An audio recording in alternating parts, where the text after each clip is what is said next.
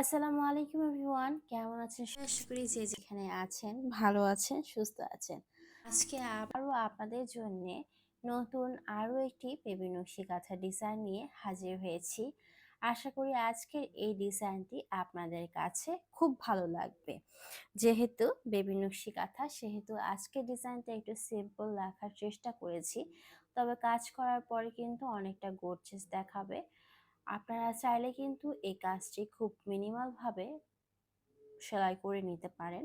তো প্রথমত আমি আপনাদেরকে ডিজাইনটি দেখিয়ে দিচ্ছি। ডিজাইনটি অঙ্কন করার জন্য প্রথমেই আমাদেরকে কাঁথাটি ভালোভাবে পেতে নিতে হবে। আমি এখানে 1.5 গজের মতো কাপড় নিয়েছি। এই কাপড়টিকে সমান 2 ভাগে ভাগ করে আমি চারপাশ থেকে সেলাই করে নিয়েছি। এবার আমি স্কেলের সাহায্যে চারপাশ থেকে বর্ডার লাইন অঙ্কন করে নিয়েছি।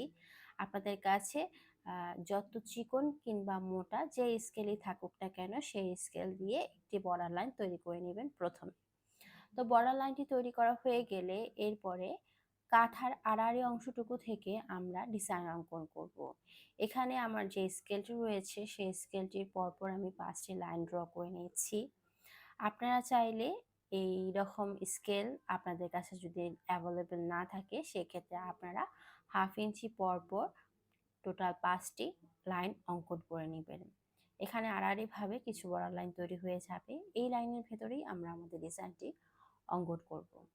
এখান থেকে সামান্য ঢেউ আকৃতি করে আমি আঁকাবাঁকা লাইন একটি তৈরি করে নিচ্ছি, ডাবল লাইন করে নিচ্ছি, এবং লাইনটি কিন্তু একে অপরের সাথে মিলছে না, এই দিকটা খেয়াল করে এরপরে ডিজাইনটি অঙ্কন করবেন। প্রতিটি লাইনেই আমাদেরকে ঠিক এইভাবে আঁকাবাঁকা করে লাইনটি অঙ্কন করে নিতে হবে। আপনাদের কাঁথা ঠিক যত বড় কিংবা ছোট হোক না কেন, আপনারা কিন্তু ঠিক একই প্রসেস অ্যাপ্লাই করে নেবেন। যখন এই প্রসেসটি কমপ্লিট হয়ে যাবে তখন পরবর্তী ডিজাইনটিও আমি আপনাদেরকে দেখিয়ে দিচ্ছি। তো এখানে আমরা যে এক পাশ থাকবে সেই এক পাশের অংশটুকুতে একটি ডিজাইন অঙ্কন করব। পরবর্তী উল্টো সাইড যেই থাকবে সেটিতে আমরা অন্য ডিজাইন অঙ্কন করব। আপনারা একটু লক্ষ্য করবেন ডিজাইনটা আসলে কিভাবে করা হচ্ছে। এক এক করে সামঞ্জস্য রেখে আমি সবগুলো ডিজাইনই অঙ্কন করে নিব। ফুল পাতা সমন্বয়ে আজকের ডিজাইনটি কমপ্লিট করে নেওয়ার চেষ্টা করেছি। আমি এক এক করে সম্পূর্ণ ডিজাইন আপনাদের সাথে শেয়ার করে দেওয়ার চেষ্টা করব। অবশ্যই ভিডিওটি স্কিপ না করে সম্পূর্ণটি দেখার চেষ্টা করবেন, তাহলে আপনারা সম্পূর্ণ ডিজাইনটি বুঝতে পারবেন। আপনারা চাইলে কিন্তু এই ডিজাইন একটি বড় কাঁথায় অ্যাপ্লাই করে নিতে পারেন।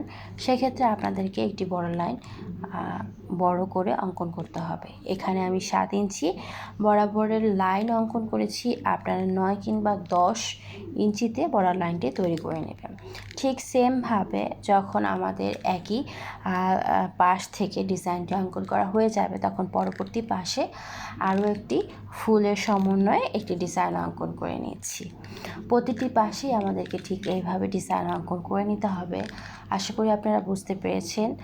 আর এই কাঁথাটি কিন্তু একটি ডেলিভারি করা কাঁথা ছিল, তাই এর সেলাইয়ের ভিডিও আমি আপনাদের সাথে শেয়ার করতে পারছি না। যদি কখনো এই ধরনের কাঁথা সেলাই করা হয়, অবশ্যই আমি আপনাদের সাথে শেয়ার করে দেব। আর আপনারা চাইলে কিন্তু আমার কাছ থেকে এ ধরনের আর্ট করা কিংবা সেলাই করা কাঁথা কালেক্ট করে নিতে পারেন। অবশ্যই আমাকে ইনবক্স করতে হবে, ডিসক্রিপশন বক্সে সম্পূর্ণ ডিটেলস দেওয়া আছে। আপনারা সেখান থেকে আমার সাথে যোগাযোগ করে সম্পূর্ণ ডিটেলস অনুযায়ী কাঁথাগুলো সংগ্রহ করে নেবেন।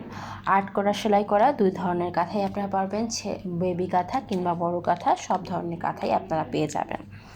তো এইভাবেই সম্পূর্ণ ডিজাইনটি তৈরি করে নিতে হবে। আশা করি আপনারা বুঝতে পেরেছেন। আজকে তাহলে এখানেই বিদায় নিচ্ছি। দেখা হবে নতুন কোনো পর্বে। সবাই ভালো থাকবেন, সুস্থ থাকবেন। আল্লাহ হাফেজ।